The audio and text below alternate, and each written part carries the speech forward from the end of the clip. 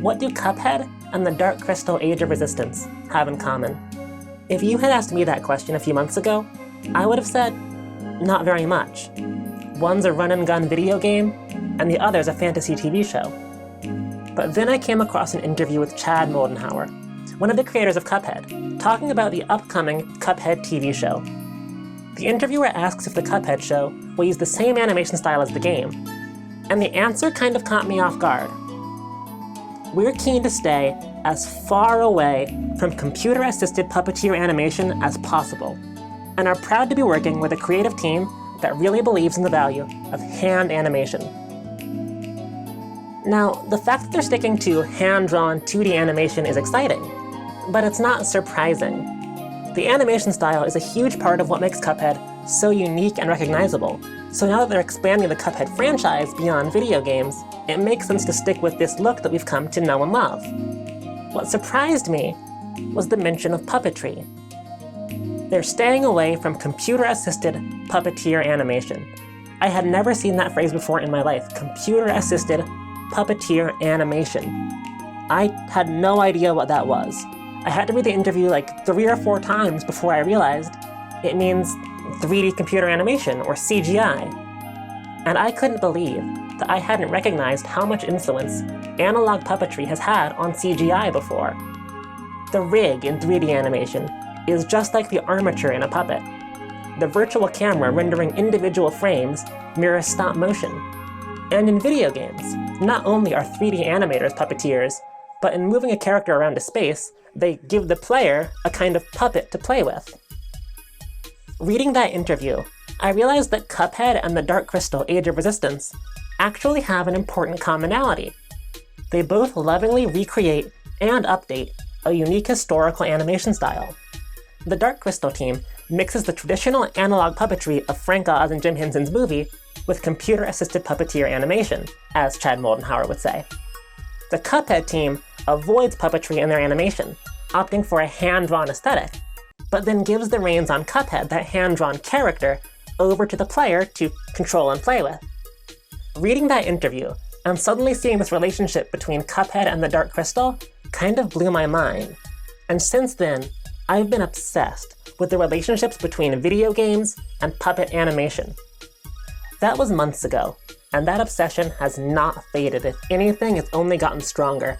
And I've reached this point where I just have to talk about it to anyone who will listen. So welcome to Video Games Exhibition, or VGX. In each installment of VGX, we'll look at one video game and one other work of art in conversation together. Each series of VGX videos will culminate in a plan for a museum exhibition that displays the video games and other works we've discussed, hopefully producing an aesthetically interesting dialogue between media. The first series of VGX videos will examine relationships between video games and puppetry. I hope you'll enjoy the first installment of VGX Puppetry coming up right now.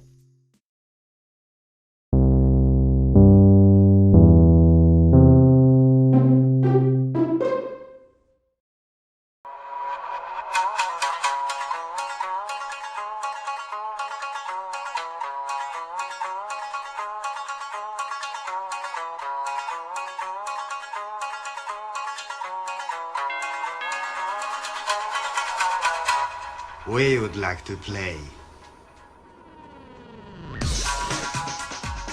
Wii Sports is all about hands. But I'm getting ahead of myself. Before we get to Wii Sports, there's something else I want to take a look at. One of the most beloved puppet characters in America's cinema history, Kermit the Frog. You're a major star, you're international, right? They certainly know you in every English-speaking country in the world. Do women come on to you? Well, so, No. are you suggesting something? The famous amphibian was first introduced on Jim and Jane Henson's Sam and Friends. Though at the time, it wasn't really clear he was an amphibian. In his earliest appearances, Kermit was more of a lizard kind of creature.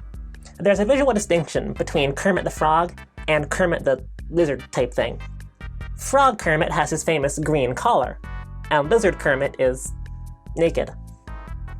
But aside from the lack of the green collar, both versions of Kermit have a very similar design. Whenever we've seen Kermit over the years, With the exception of a few unique puppets for the movies or special stunts, he's pretty much always had the same simple hand and rod puppet design. A hand and rod puppet is essentially what it sounds like. A puppet controlled by one hand on the inside of the puppet and the other hand outside holding a rod that moves the hand. The puppet's torso contains a sleeve for the arm. The arm goes up the sleeve, and the hand goes into the foam skull of the puppet, where two hard plates form the mouth. 4 fingers control the upper part of the mouth, and the thumb controls the jaw. That's the skeleton of the most basic Muppets. You can see how I work. Look at this. Look at that. That's giving away the secrets right there, folks. There are 2 other common puppet types in the Muppets. First are the live hand puppets, which are like the hand and rod, except instead of controlling the puppet's hand with a rod, the puppeteer wears the puppet's other hand like a glove, putting their arm inside. Second are the full body puppets, where the puppeteer wears the puppet like a costume. They all have different features on top, and some have special internal mechanisms, like the one to wiggle Fozzie's ears. Of course, I also lost over 100 pounds. What, in weight? No, in England. But the basic constructions are pretty consistent: hand and rod, live hand, and full body. I mentioned the major Muppet construction types not just because I'm a puppet nerd, though I am and this is so much fun to talk about, but I bring it up because Kermit actually has one of those interesting unique elements to it. The basic hand and rod design is a sleeve, a foam skull, and a rod. But Kermit is missing one of those main structural elements. He doesn't have a foam skull. There's nothing between the fabric of Kermit's head and the puppeteer's hand. And that kind of sock puppet-esque construction gives Kermit a special kind of expressiveness. It allows Kermit's face the full range of motion of the puppeteer's hand. Even small finger movements change the shape of Kermit's head, since his skull is just the shape of the hand inside. And those simple changes in shape all convey different emotions. Not only can Kermit smile and frown and grimace and furrow his brow, but he can do all those things in any number of different ways. When you go to a restaurant, does it upset you when you see, like, frog's legs on the menu? Is that... I can't talk about it. For Kermit, because of his simplified construction, the subtle movements of the puppeteer's hand show straight through to the audience. So Kermit is not only physically present in the performance space, but because of how expressive his face is, and how subtly and naturalistically those expressions can change in response to what's happening around him, he feels emotionally present.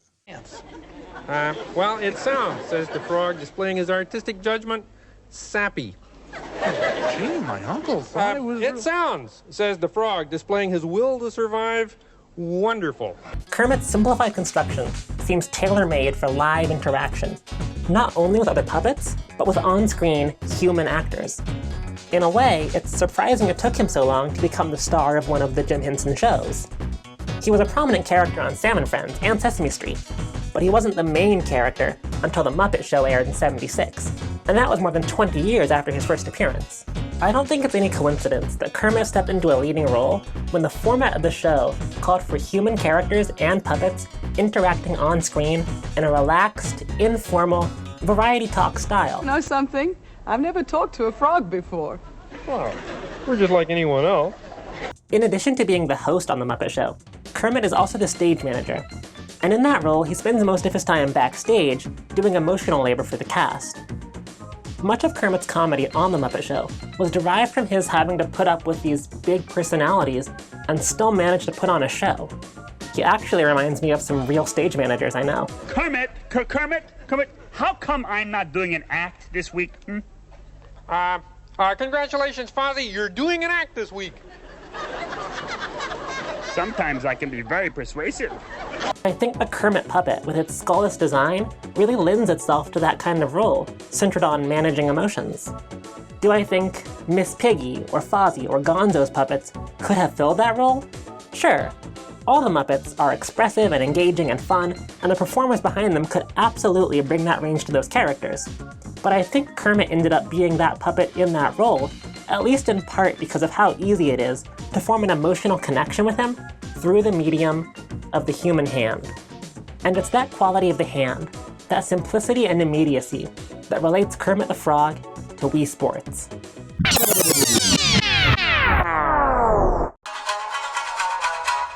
We would like to play. The Nintendo Wii had an unorthodox controller for its time, the Wii Remote, a motion controller. So during the build-up to the Wii's launch, Nintendo put together a series of sports games to serve as a tutorial for how the Wii would work. That collection of games would become Wii Sports. It was packed in with the Wii, became a huge runaway success, and the rest, as they say, is history.